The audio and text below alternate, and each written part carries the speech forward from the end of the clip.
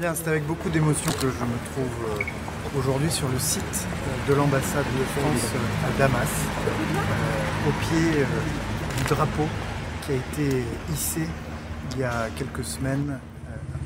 سیزده کانونی سالوگرا کشتنا قاسم سلیمانیه. مروف دکاره بیجه و قاسم سلیمانی پشتی ریبری خواه. کسی هری خاین و سجداره.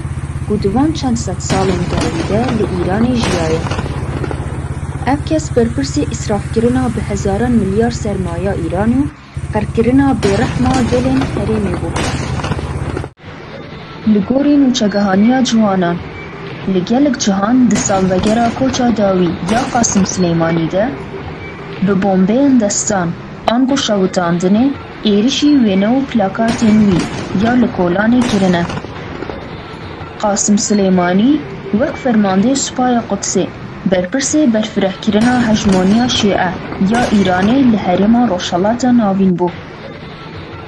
قاسم سلیمانی ده هیاما جیانا خوده گلک جاران رولک سرکه جبو رژیم د دستپیکرنا خواپیشاندان نوخوی ده لیستیه او دستین وی بخونا به هزاران خلق بیگناه لإیران دمایه. قاسم سلیمانی د 3 چلیا 2020 ده لعراق د ایرشک اسمانی آمریکای ده هات کشتن. لێرە دا ئەوەی کە بەنێوبەرەی مەقاومە بوو بە فەتحی شام یا بە ئازادکردنی سووریە لە چنگ دەسەڵاتی بەعسی بەشار ئەسەد بەرەی مقاومە عەمەڵەن لە باری عەمەلی و مەیدانیوە تووشی شکستێک بوو کە خۆگرتنەوەی زۆر مەحاڵە. ئەحمەد ئەلشەراع سەرۆکی دەسەڵاتی ئینتقالی سووریا ڕۆژی هەینی 5 ژانیوار لە دیمەشق لەگەڵ ژان نوێل باڕۆت وەزیری دەرەوەی فەڕەنسا و ئەنالینا بایرۆبۆک وەزیری دەرەوەی ئەڵمانیا دیداری کرد. لەم دیدارەدا ئەحمەد ئەلشەراع بەهۆی بیر و باوەڕی ئاینیەوە تەوقە لەگەڵ ژنان ناکات بەڵکو سڵاو لە خات و ئەنالینا بایرۆبۆک دەکات. دەبێت چاوەڕێ بکەین و بزانین چ گۆڕانکاریەک لە سووریا ڕوودەدات. پێدەچێت ئەڵمانیا بە پلەی یەکەم حەزی لە یارمەتیدانی 1 میلیۆن سووری بێت کە خۆبەخشانە لە ئەڵمانیا بگەڕێنەوە بۆ سووریا لە زووترین کاتدا.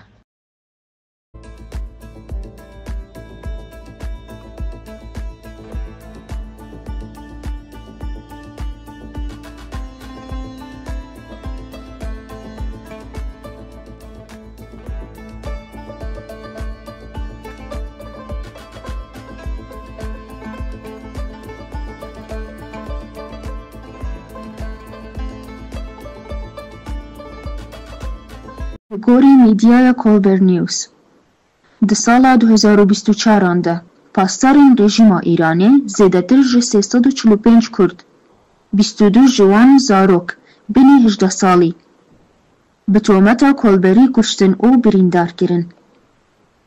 او رژه ج سالا 2023 بازده لسات زیادتره. سینوروان رژیما ایرانی به تهمت کولبری هر یکیم 59 کرد قتل کرن و زیادتری 276 کردچی بریندار کرن.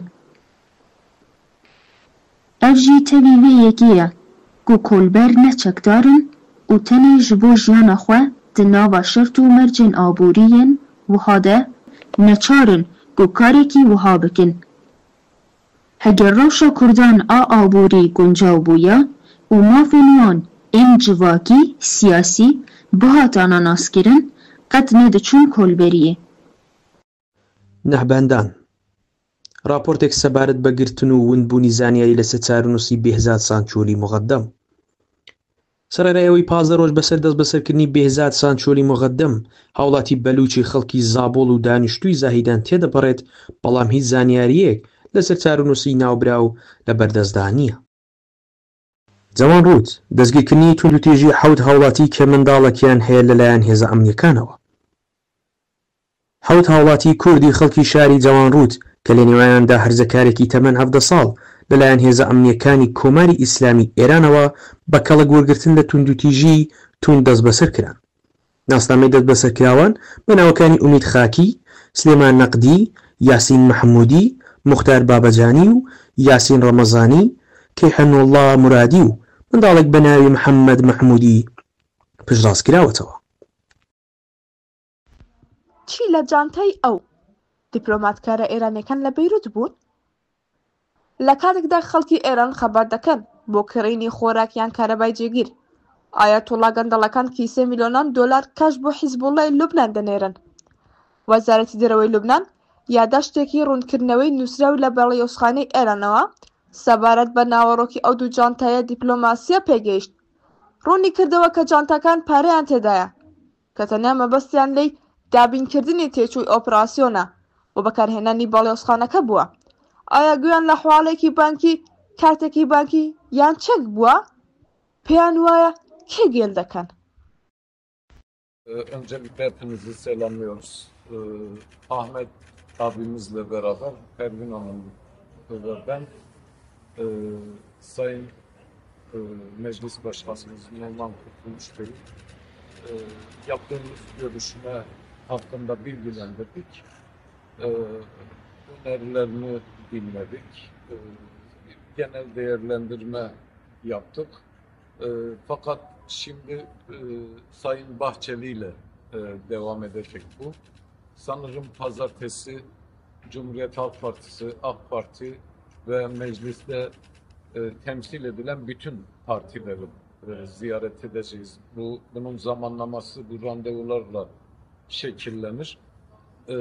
Bütün bu ziyaretleri yaptıktan sonra heyet olarak yine kapsamlı bir açıklama yapacağız. Onun için şimdi herhangi bir soru cevap şeyine giremiyoruz. Bizi anlayacağınızı ümit ediyoruz. Hepinize teşekkür ederiz.